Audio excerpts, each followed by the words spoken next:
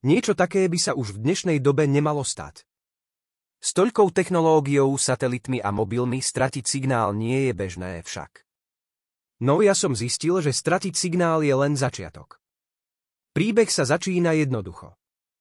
Hlavný protagonista, nazvime ho Martin, sa rozhodol uniknúť z rušného mesta na pokojný víkend do malebnej horskej chaty, ďaleko od internetu a ľudí. Chcel si prečistiť myseľ, načerpať energiu a konečne dokončiť niektoré staré projekty. Počas cesty mal GPS signál, ale tesne predtým, ako zabočil na lesnú cestu vedúcu k chate, sa signál vytratil. To nič, veď už som blízko, povedal si. Ale to, čo nasledovalo, nebolo bežné. Keď dorazil k chate, všetko vyzeralo normálne. Drevená konštrukcia, škrípajúce schody, útulná izba s krbom. No prvá vec, ktorá ho znepokojila, bola úplná absencia signálu na telefóne. Ani SOS režim, ani jedno čiarkové spojenie. Nič. No dovolenka bez internetu, presne to, čo chcel. Prvá noc prešla pokojne. V noci ho zobudilo len tiché klopkanie na okno. Myslel si, že to je vietor alebo vetva stromu. Zaspal bez toho, aby tomu venoval pozornosť. Na druhý deň si však všimol niečo zvláštne. Na stole v kuchyni ležal jeho mobil, ktorý tam nechal pred spaním, no obrazovka bola rozsvietená, ako by niekto zadával heslo. Povedal si, že možno zabudol zamknúť obrazovku, aj keď si bol istý, že to večer spravil. Veci sa začali stupňovať v noci. Tentoraz ho prebudil zvuk ťažkých krokov na verande. Martin vstal, otvoril dvere, no nikoho nenašiel. Ale na zemi ležala stará vysielačka, aké používali záchranári alebo vojaci. Vyzerala byť nefunkčná, no keď ju zdvihol, ozval sa z nej hlas. Počuješ ma? Prosím, odpovedz. Je dôležité, aby si neotváral dvere po polnoci. Martin zamrzol. Hlas bol tlmený, ako by prichádzal z veľkej diaľky. Pokúsil sa odpovedať, no vysielačka len zapraskala. Myslel si, že to bol len nejaký žart miestnych a tak sa vrátil do postele. Keď sa však zobudil ráno, dvere boli dokorán otvorené. Na podlahe sa objavili blato a otlačky bosých nôh. Tieto stopy viedli rovno k jeho posteli, no druhé stopy, ktoré by naznačovali návrat von, chýbali. Martin stál v obývačke a pozeral na stopy. Srdce mu búchalo ako kladivo, keď si uvedomil, že tieto stopy boli príliš veľké na to, aby patrili bežnému človeku. Boli dlhé, široké, no zároveň nepravidelné, ako by ich zanechalo niečo s dlhými prstami a ostrými pazúrmi. Jeho prvý impuls bol opustiť chatu a vrátiť sa do mesta, no niečo ho zastavilo. Bol ďaleko v horách, nemal signál a cesta lesom bola úzka a neprehľadná. Navyše bol stále príliš otrasený na to, aby si spoľahlivo trúfol šoférovať. Rozhodol sa, že namiesto paniky spraví niečo praktické, pozametal stopy, zamkol dvere a prehľadal chatu, či nenájde stopy po Votralcovi. Nič nenašiel, no pocit, že ho niekto alebo niečo sleduje, bol čoraz silnejší. Počas dňa sa snažil odvrátiť myseľ čítaním kníh a písaním, no každých pár hodín sa pristihol, ako kontroluje okná a dvere. Okolo 5:00 popoludní sa rozhodne vydať von. Musel zistiť, či v okolí nie sú nejaké známky divokej zvery alebo iných ľudí. Keď vyšiel na dvor, všimol si, že vzduch bol až neprirodzene tichý. Žiadne vtáky, žiadne zvuky lesa. Iba jeho kroky a šušťanie lístia. Prešiel pár metrov k okraju lesa, keď si všimol niečo na jednom zo stromov čerstvé škrabance, hlboké ako čepele. Viedli do výšky, kam by sa ani najvyšší medveď nedostal. Zamrzol a práve keď sa chystal vrátiť do chaty, niečo sa stalo. Vysielačka, ktorú mal vo vrecku, zapraskala a ozval sa známy hlas: oni ťa sledujú. Nepohybuj sa. Martin sa okamžite zastavil. Srdce mu takmer vyskočilo z hrude. Počúval. Ticho. No potom z hlbokého lesa začul jemné vrčanie. Otočil hlavu a pohľad mu zamrzol na čiernej siluete v diaľke. Niečo veľké, skrčené, s dlhými končatinami a červenými očami sa na neho pozeralo. Hlas z vysielačky zašepkal: keď sa pohneš, utekaj k chate. Zamkni sa a nepozeraj z okna. Martin sa snažil nehýbať. Vedel, že má len pár sekúnd. Silueta sa zdala byť nehybná, no jej oči sa jasne ligotali, ako by skúmala každý jeho pohyb. Náhle sa niečo z lesa zrútilo a tá vec sa pohla. Martin neváhal ani sekundu. Rozbehol sa. Dýchal plitko, nohy mu koskali na lístí a blate a vo chvíli, keď dobehol k dverám chaty, hodil sa dovnútra a zabuchol dvere. Zamkol ich a postavil proti ním všetok nábytok, čo mohol. Zvuk ticha sa však rýchlo nahradil jemným škrabaním na stene. Potom na okne. A potom na dverách. Vysielačka znova zapraskala. Nemali ťa vidieť. Teraz už nemôžeš odísť. Martin sa zúfalo snažil hovoriť do vysielačky. Kto ste? Čo je to za vec? Ako sa odtiaľto dostanem? Vysielačka opäť zapraskala a hlas odpovedal, už nie si sám. Sleduj steny. V tej chvíli sa svetlo v chate začalo chvieť a potom zhaslo. Stál uprostred tmy len s vysielačkou v ruke, ktorá začala vydávať tichý tón. Zvuk neustále silnel, až kým neprešiel do hlbokého šepotu, ktorý ani nevychádzal zo zariadenia, ale akoby zo stien okolo neho. Pozeráme sa. Martin stál v tme, sotva dýchal. Jediným zdrojom svetla bola slabá žiara z displeja vysielačky. No aj tá začala blikotať, ako by sa jej batérie vyčerpávali.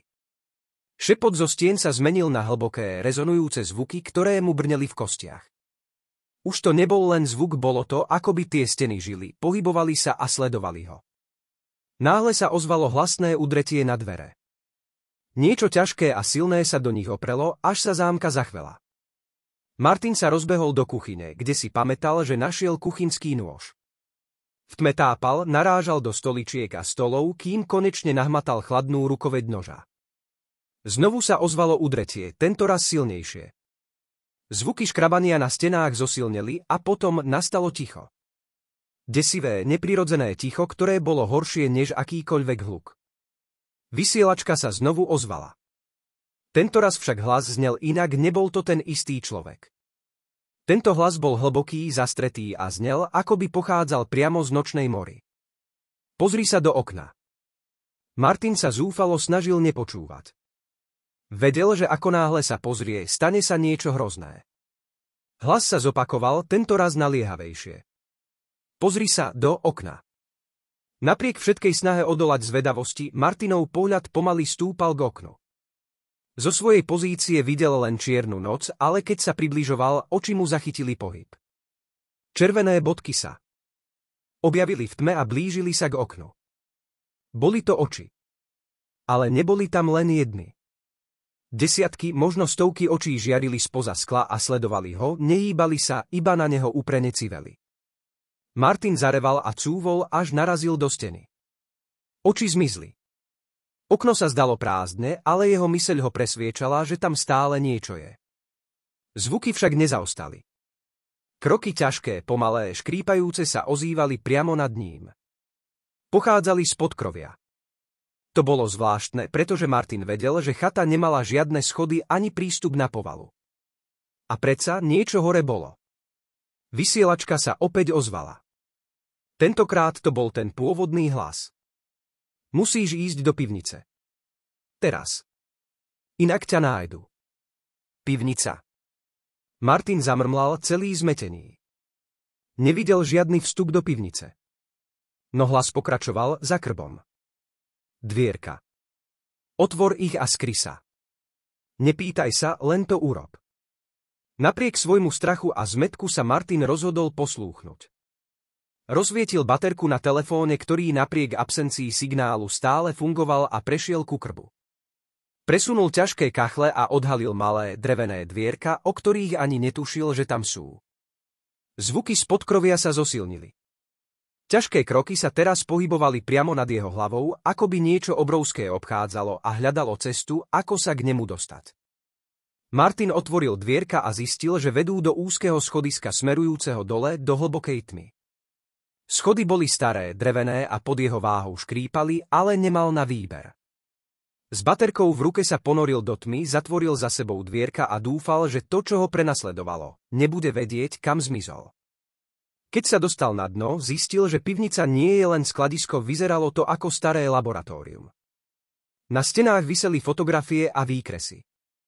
Staré knihy boli rozhádzané po stole spolu s nákresmi, ktoré zobrazovali podivné tvory, podobné tomu, čo videl vonku. Ale jeden obrázok ho zamrazil. Bola to jeho vlastná tvár, nakreslená uhlíkom na kus papiera. Pod ňou bolo jediné slovo. Ďakujeme. V tom momente sa nad ním ozvalo hlasné zrútenie. Niečo prerazilo podlahu chaty a ozývali sa zvuky, ako by niečo prehľadávalo miestnosť nad ním. Martin vedel, že jeho čas sa kráti. Vysielačka zapraskala posledný krát.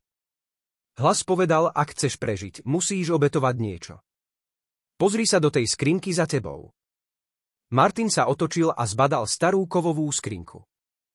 Zvážil, či vôbec chce vedieť, čo je v nej, no v tom momente sa niečo začalo približovať k jeho úkrytu. Martinovi sa triasli ruky, keď pomaly otvoril kovovú skrinku. Panty zaškrípali a zvnútra vyšla hnilobná vôňa, ako by skrinka bola roky nedotknutá. Vo vnútri našiel niečo, čo vôbec nečakal starý zápisník, zažltnuté stránky popísané čudným, neznámym jazykom. Na obale bolo vyrité rovnaké slovo, aké bolo napísané pod jeho portrétom Ďakujeme. Listoval stránkami, no ničomu nerozumel. Obrazy a symboly vyzerali staré, prastaré. Medzi stránkami našiel niečo vložené kľúč, ťažký a chladný, ako by ho práve vytiahli z mrazničky. Na konci kľúča bol malý štítok s nápisom Vykúpenie. Zvuky zhora naberali na intenzite. To niečo už zjavne vedelo, kde je. Kroky boli teraz priamo nad ním a drevené dosky začali praskať pod obrovskou váhou. Martin rýchlo skontroloval miestnosť a všimol si, že v rohu pivnice sú staré dvere so zámkom. Kľúč, ktorý našiel, by mohol byť jeho jediná šanca. Natiahol sa k dverám, ale v tom momente sa niečo masívne zrútilo cez strop. Drevo sa rozletelo na všetky strany a prach zahalil miestnosť. Martin sa preľaknuto otočil a uvidel tieň veľkú, hrboľatú siluetu s neprirodzene dlhými rukami. Z tmy zasvietili červené oči, ktoré ho prebodávali pohľadom. Martin v panike zasunul kľúč do zámku a otočil. Dvere sa otvorili, ale za nimi bola len ešte väčšia tma, ako by tam svetlo neexistovalo. Hlas vo vysielačke sa znovu ozval, tentokrát chrapľavý a zúfalý, musíš ísť. Inak to bude tvoja duša. Bez váhania sa vrhol do temnoty za dverami a tie sa za ním s rachotom zavreli. Bol v úplnej tme. Ani baterka, ani svetlo telefónu tu nefungovali. Bola to tma, ktorá nebola prirodzená, niečo v nej sa hýbalo, cítil to. Z každého smeru počul šepoty, kroky a chichot, no nič nevidel. Martin sa zúfalo pohyboval vpred, kým nenarazil do niečoho tvrdého. Bola to ďalšia stena, no na nej visela stará lampa, ktorá sa zázračne rozsvietila, keď ju chytil. Svetlo odhalilo niečo, čo ho donútilo ustúpiť stál v obrovskej kruhovej miestnosti. Na stenách boli namaľované desiatky portrétov, ale všetky mali jednu vec spoločnú. Každá tvár bola skreslená hrôzou, ako by ich posledné momenty boli zachytené v tom najväčšom utrpení. V strede miestnosti bol podstavec, na ktorom ležal ďalší zápisník. Bol však otvorený a na strane, kde sa zastavil, bol jednoduchý napísaný text. Obetuj niečo, čo miluješ, alebo zostaneš jedným z nich. Martin cúvol, no zároveň zbadal niečo ďalšie, malú škatuľu vedľa podstavca. Otvoril ju a našiel v nej fotografiu.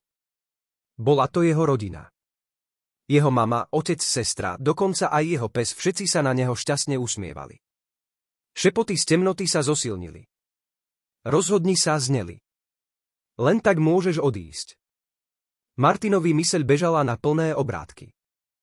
Nevedel, čo robiť. Mal obetovať spomienku na rodinu. Alebo niečo iné. Vedel však, že ak neodpovie, niečo hrozného pohltí. V tej chvíli sa pod ním podlaha začala triasť.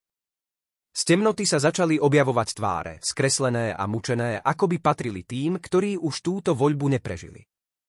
Jedna z tvárí bola rovnaká ako tá na jeho portréte na stenách pivnice. Tváre z temnoty sa blížili, ich ústa sa otvárali a vydávali škrípavé, neprirodzené zvuky, ako by prosili o pomoc, no zároveň hrozili. Martin vedel, že nemá veľa času.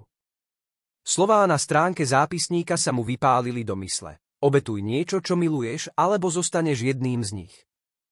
Jeho ruky sa triasli, keď znovu pozrel na fotografiu svojej rodiny. Spomienky na detstvo, na šťastné chvíle s rodičmi, na dni, keď so sestrou liezol po stromoch a na verného psa, ktorý ho sprevádzal celé roky. To všetko bolo pre neho sveté. Ako by mohol niečo také obetovať? Zároveň však vedel, že ak neurobí nič, zostane tu. Stane sa jedným z tých stratených, mučených bytostí, ktorých tváre teraz pokrývali steny a vystupovali z temnoty. A ich pohľady vyžadovali, aby si vybral. Vysielačka opäť zapraskala.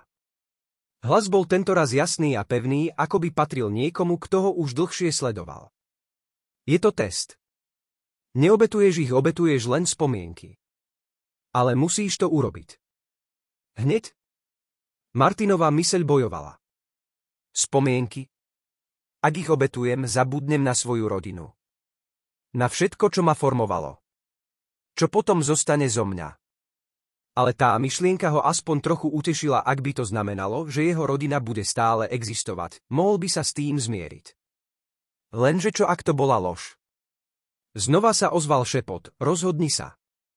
Čas sa kráti. Podlaha sa začala rozpadávať, ako keby sa miestnosť rútila do prázdnoty. Tieňové postavy sa blížili, ich ruky sa naťahovali po Martinovi. S obrovským nádychom a slzami v očiach zdvihol fotografiu a položil ju na podstavec. Obetujem to, zašepkal, hlas zlomení. Obetujem spomienky. Miestnosť okamžite zaplavilo oslepujúce svetlo. Šepoty a tieňové postavy zmizli. Zrazu sa cítil ľahší, prázdnejší, no zároveň bezpečný. Keď otvoril oči, stál späť v chate. Krk bol na svojom mieste, dvere boli zavreté a po desivých udalostiach nebolo ani stopy. Vzdychol si s úľavou, no jeho myseľ bola zmetená. Niečo mu chýbalo. Mal pocit, že stratil niečo dôležité, ale nedokázal prísť na to, čo to bolo. Prešiel k stolu a zbadal, že na ňom leží jeho telefón. V zozname kontaktov nebolo žiadne meno, ktoré by mu niečo hovorilo. Žiadna fotografia, žiadna správa. Vydal sa domov. Keď dorazil do mesta, ľudia, ktorých stretával, mu boli cudzí. Každý dom, každá ulica, nič mu nepripadalo známe. Zastavil pred starým domom, ktorý mu mal patriť, no v oknách svietili neznáme tváre. Nevedel, kto tam býva. Martin pochopil, čo sa stalo. Nezabudol len na svoju rodinu. Celý jeho život, každá spomienka na to, kým bol, bola preč. Bol prázdny človek, cudzinec vo vlastnej koži. Ale prežil. Znova sa ozval hlas z vysielačky, ktorú mal stále vo vrecku. Tentoraz bol tichý a pokojný, teraz začína tvoja druhá šanca. Využij ju múdro. Martin zdvihol pohľad na večernú oblohu. Už nevedel, kto je, no v jeho vnútri sa zrodilo rozhodnutie, začať odznova. Ale v jeho vrecku pod vysielačkou bola schovaná stará fotografia, nie celá, len útržok, ktorý prežil. Na nej bol úsmev dievčaťa, ktorého volalo po mene, ktoré si už nepamätal. A z lesa, ďaleko za mestom, sledoval jeho kroky pár červených očí. Martin si všímal útržok fotografie vo svojom vrecku. Niečo v jeho vnútri ho nútilo skúmať ho bližšie. Hoci si nepamätal, kto na fotke je, cítil zvláštny pocit tepla a útechy, keď sa na ňu pozrel. Musí byť dôležitá, pomyslel si. Možno to bola stopa k tomu, čo stratil. Alebo k tomu, čo mal získať späť. Nasledujúce dni strávil blúdením mestom, snažiac sa nájsť akékoľvek stopy o svojom minulom živote. Pýtal sa ľudí, ukazoval útržok fotografie, no nikto ho nespoznával. Bolo to, ako by jeho existencia bola vymazaná. Jedného večera, keď sa prechádzal prázdnymi ulicami, znova započul ten zvuk. Jemné praskanie, aké počul vo vysielačke v chate. Otočil sa, no nikde nikoho nevidel. Ale praskanie pokračovalo stále bližšie. Pochopil, že to prichádza z jeho vlastného vrecka. Vysielačka sa znova aktivovala. Tentoraz však nehovorila. Namiesto hlasov sa ozýval zvláštny tón, pravidelný, ako by morzeuka. Martin si spomenul, že kedysi ovládal jej základy. Začal si zapisovať tóny, kým nevznikla správa. Choď tam, kde všetko začalo. Martinova myseľ sa zaplnila otázkami. Tam, kde všetko začalo. Ale kde to je? Nevedel. Jeho spomienky boli preč, no niečo hlboko v jeho vnútri ho viedlo. Ráno si nasadol do auta a vydal sa späť do hôr. Kde si v hĺbke vedel, že odpovede nájde len tam.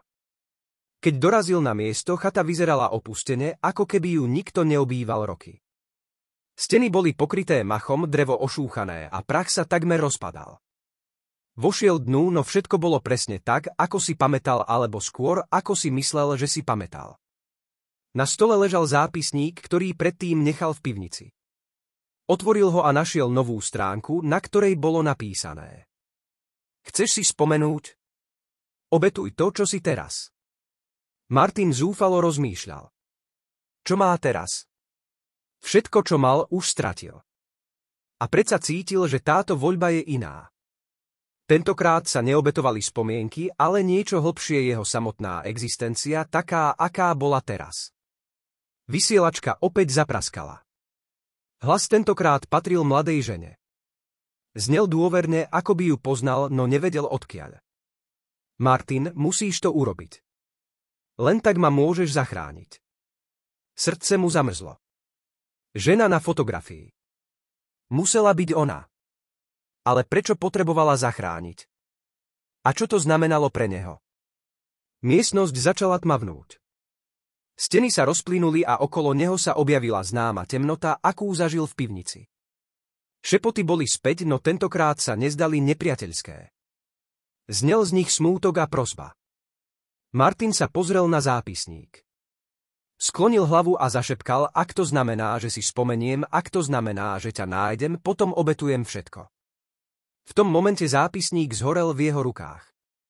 Svetlo ho zalialo a potom nastala tma. Keď sa prebral, sedel na brehu jazera. Vedľa neho sedelo dievča, to isté z fotografie. Usmievala sa, ako by sa nikdy nič nestalo. Vedel som, že prídeš, povedala ticho. Martin bol zmetený. Spomienky sa pomaly vracali kúsok po kúsku. Vedel, že toto dievča bolo jeho sestra, ktorú stratil pred rokmi pri nehode. No vedel aj niečo viac, že chata, vysielačka a všetko, čo zažil, boli súčasťou jej záchrany. Ona bola stratená v medzivrstve medzi životom a smrťou a on bol jediný, kto ju mohol priviesť späť. Teraz už môžeš odísť, povedala, ale musíš si vybrať. Ak zostaneš, zostaneš navždy. Martin sa postavil. Vedel, že musí spraviť konečné rozhodnutie, opustiť všetko a zostať s ňou, alebo sa vrátiť a žiť nový život bez nej.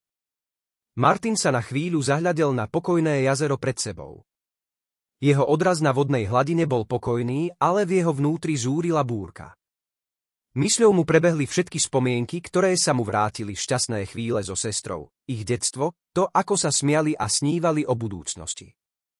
A potom temnota. Ten moment, keď ju stratil, bol jeho najväčšou nočnou morou. A teraz mal šancu to všetko napraviť. Pozrel na ňu. Jej oči boli plné očakávania, no zároveň smútku. Nemusíš to robiť, povedala ticho. Môžeš sa vrátiť. Môžeš znova začať. Martin pokrútil hlavou. Nie bez teba. Už raz som ťa stratil.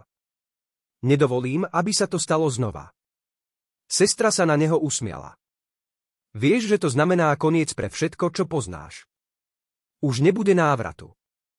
Ak mám byť úprimný, nič tam vonku pre mňa už nezostalo, odpovedal Martin. Ty si všetko, na čom mi kedy záležalo. Keď to povedal, svet okolo neho sa začal meniť. Jazero, stromy, obloha, všetko sa rozpúšťalo, ako by sa realita sama rozkladala.